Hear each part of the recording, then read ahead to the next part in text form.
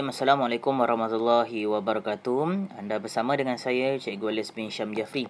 Baik, hari ini dalam kelas online kita pada hari ini kita nak sambung mengenai tajuk ataupun subjek pendidikan tauhid. So kita ambil satu tajuk dahulu, ataupun mungkin kita dapat separuh dahulu. Kita sambung pendidikan tauhid darjah 3 pelajaran 1. Baik, saya tahu ada yang tak ada buku ataupun mungkin anda ada nota, anda boleh rujuk. Kalau tak ada, boleh refer pada screen share yang saya buat ni. Baik. Kita tengok dekat sini. Tajuk kita hari ini beriman kepada malaikat. Murid-murid boleh baca sendirilah dialog tu antara mak dan anak dia. Cikgu ringkas kat sini. Anak dia tanya kat mak dia, malaikat tu wujud ke tidak? Wujud. So, boleh nampak ke tidak? Kita, manusia tak boleh nampak malaikat, tapi malaikat boleh nampak kita. Begitulah sebaliknya. So jadi kita kena yakin dan percaya bahawa malaikat tu ada dan dia mengawasi setiap gerak-geri kita. Kita tak boleh nampak dia, tapi dia boleh nampak kita. Jelas Baik, tajuk yang lebih dalam lagi, erti beriman kepada malaikat. Erti iman dulu Erti iman tu apa? Iman itu maksudnya kita percaya dengan yakin sepenuh hati, sepenuh jiwa raga kita. Bila sebut iman, kita yakin, kita percaya dengan sepenuh jiwa, segala-galanya kita sangat-sangat yakin. Begitulah. Sepenuh hati. Menyebut dengan lidah dan melakukannya dengan perbuatan. Kena lafazkan dengan lafaz dengan perkataan tu. Perkataan tu keluar daripada pergerakan lidah dan sebagainya lah. Keluar. Macam saya tengah cakap ni, dilafazkan. Dan melakukan dengan perbuatan. Melakukan dengan perbuatan macam mana? Contoh, solat. Apa lagi? Baca Quran dan sebagainya. Begitulah. Baik, seterusnya. Yang kedua, erti beriman kepada malaikat. Erti beriman kepada malaikat ialah percaya dengan yakin bahawa malaikat adalah makhluk Allah yang dijadikan daripada cahaya. Kena faham betul-betul Malaikat dijadikan daripada apa? Malaikat telah dijadikan oleh Allah daripada cahaya. Apa dia? Nur, cahaya. Siapa ada nama Nur tu? Maksudnya cahaya lah. So bermakna dekat sini dia juga adalah makhluk Allah. So kita kena yakin malaikat itu adalah makhluk Allah juga macam manusia. Cuma manusia dijadikan daripada tanah, malaikat dijadikan daripada nur, cahaya. Bahkan juga malaikat boleh menyerupai berbagai-bagai bentuk dan sentiasa taat kepada Allah dan tidak pernah ingkar kepadanya. Malaikat dia sangat-sangat patuh pada perintah Allah. Allah kata begini yang dia buat dan dia laksanakan. Kalau manusia dijadikan daripada tanah. Kadang-kadang manusia buat salah macam tu. Malaikat tidak, dia tak pernah buat salah. Dia sentiasa ikut perintah Allah. Manusia dijadikan daripada tanah tapi tak boleh menyerupai bentuk-bentuk lain, hanya bentuk manusia je. Tapi malaikat diberikan anugerahnya, dia boleh menyerupai berbagai-bagai bentuk. Yang ketiga, sebagai seorang Islam, kita wajib percaya kepada malaikat kerana itu adalah rukun iman yang kedua. Kena percaya kepada malaikat, wujudnya malaikat itu. Sebab dah termasuk dalam rukun iman. Kita kan ada dua, rukun iman, rukun Islam. Dua-dua ni kita kena pegang. Macam peraturan dalam hidup kita dan kita kena laksanakan. Begitulah. Baik, seterusnya yang keempat. Orang yang tidak beriman kepada malaikat adalah kafir. Tak beriman kepada malaikat ni maksudnya dia tak percaya kewujudan malaikat. Maka dia adalah orang kafir. Baik. Ada info kecil yang ada gambar. Apa nama tu? Lebah tu. Baik, kita tengok sama-sama. Rukun iman ada 6 perkara. Tadi kan cikgu cakap, kalau kita tak percaya, beriman kepada malaikat tu tak termasuk dalam rukun iman, maka kita orang kafir. So jadi kena beriman kepada malaikat sebab dah termasuk dengan rukun iman. Apa dia rukun iman? Ni cikgu zoom sikit. Nampak tak? Tu dia. Rukun iman 6 perkara. 1, percaya kepada Allah. 2, percaya kepada malaikat. 3. Percaya kepada kitab. 4.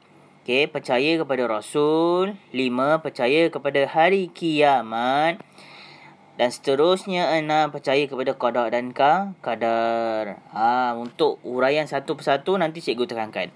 Baik. Tu nombor 2. Percaya kepada malaikat. Nampak tak? Dia dah masuk dalam tu. Baik. Ni ada gambar-gambarnya. Setakat ini sahaja. Untuk tajuk kita pada hari ini. Pengertian malaikat. Beriman kepada malaikat tu termasuk dalam rukun iman. Apa dia rukun iman tadi? Ni dia rukun imannya. Baik. Penguraiannya pun cikgu dah terangkan. Setakat ni jelas anak-anak baik. Seterusnya. Yang ini, yang lain-lain ni cikgu akan masuk sebentar saja lagi selepas anda semua faham. Baik. Kita tengok dekat sini. Kita terus sikit lagi. Baik, mengenal kejadian malaikat. Cikgu ringkaskan. Malaikat ini dijadikan daripada nur cahaya. Baik. Malaikat boleh menyerupai dengan berbagai-bagai rupa dan bentuk. Yang ketiga. Penting dengar. Malaikat bukan lelaki, bukan perempuan. Tidak makan, tidak minum, tidak tidur, tidak beribu ataupun berbapa atau beranak. Tidak bernafsu tetapi berakal. Kalau manusia dia berkahwin, dia ada lelaki, ada perempuan, tu beza. Malaikat tak ada benda tu semua. Dia hanya beribadah kepada Allah sahaja. 4. Para nabi dan rasul boleh melihat malaikat dalam keadaan asal kerana mereka diberi kelebihan oleh Allah. Setakat ni jelas tak penguraian mengenai malaikat? Cikgu ulang Malaikat dijadikan daripada nur cahaya. Tidak makan, tidak minum, tidak berkahwin, bukan lelaki, bukan perempuan. Dia boleh berubah bentuk menjadi berbagai-bagai bentuk. Hanya Nabi dan para rasul sahaja yang boleh melihat keadaan rupa asal malaikat. Boleh jelas? Baik. Seterusnya, nanti kalau ada apa-apa soalan yang tak jelas ataupun nak tanya, boleh masuk ke grup WhatsApp sebelah, cikgu akan terangkan. Sifat malaikat.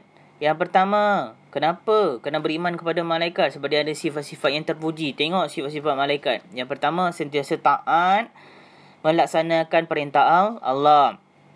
2. Tidak melakukan maksiat. 3. Sentiasa beribadah. 4. Sangat cerdik dan berfikiran waras. Sentiasa taat perintah Allah. Dia tak lakukan maksiat ataupun perkara-perkara yang Allah larang, Allah murka. Sentiasa beribadah. Bijak pandai, cerdik, berfikiran waras. Itu dia. Setakat ni jelas anak-anak? Baik. Cukup sampai di sini dahulu untuk tugas ataupun sifat-sifat terpuji malaikat yang tadi tu. So cikgu harap anda dapat ingat lah. Kalau tak dapat ingat, anda boleh buka balik slide share yang cikgu beri ni. Boleh anak-anak? Baik, seterusnya kita sambung tugas-tugas malaikat. Malaikat ni ada tugas masing-masing. Apa dia? Ada yang kena jaga kubur, ada yang kena jaga kena jaga syurga, neraka dan sebagainya. Baik, yang kita kena belajar, yang kita kena ambil tahu nama-nama malaikat dan tugasnya ada 10 orang je. Yang lain-lain tu tak perlu, kita ambil 10 dulu. Cikgu sentuh satu persatu. Malaikat Jibril. Apa tugas malaikat Jibril? Ketua para malaikat. Tugas utamanya mencabut ataupun mengambil tugasnya bukan mengambil nyawa bukan. Tugasnya adalah ketua segala malaikat. Tugas utama dia adalah sebagai ketua tadi. Yang kedua, dia sebagai membawa dan menyampaikan wahyu. Itu. Jangan salah Yang kedua, Mikail membawa rezeki. Israfil meniup sangkakala. Okey. Israel mengambil nyawa. Pernah dengar tak yang ni? Bila Israel datang memanggil, jasad terbujur di pembaringan. Ada lagu dia. Awak boleh juga cari ataupun hafal. Banyaklah cikgu 10. Ada juga 10 nama malaikat dan tugas-tugasnya. Boleh cari dekat YouTube. Kalau tak ada, nanti cikgu akan cari, cikgu share. Okey. Tu senang nak ingat. Okey, kita sambung. Okey. Israel tadi mengambil nyawa. Malik menjaga neraka. Ridwan menjaga syurga. Rakib mencatat kebaikan. Atin mencatat kejahatan. Okey, Munkar menyoal di dalam kubur. Sama juga dengan Nangkir menyoal dalam kubur. Tu dia. Okey. So, hafalkan dulu nama-nama 10 malaikat dan tugasnya. Okey, ada lagu yang boleh awak mudah untuk awak hafal lah. Okey, boleh cari nanti kat YouTube. Okey, setakat ni. Okey, cikgu ringkaskan sahaja 10 sahaja yang kita belajar dahulu. Okey, baik. So, jelas ya setakat ni anak-anak. Sebarang masalah ataupun tak jelas, tak faham, boleh refer atau bertanya dengan cikgu dekat grup sebelah. Okey, cukup sampai di sini dahulu. Okey, kita akan sambung untuk pelajaran yang seterusnya nanti insya-Allah. Okey, sekian.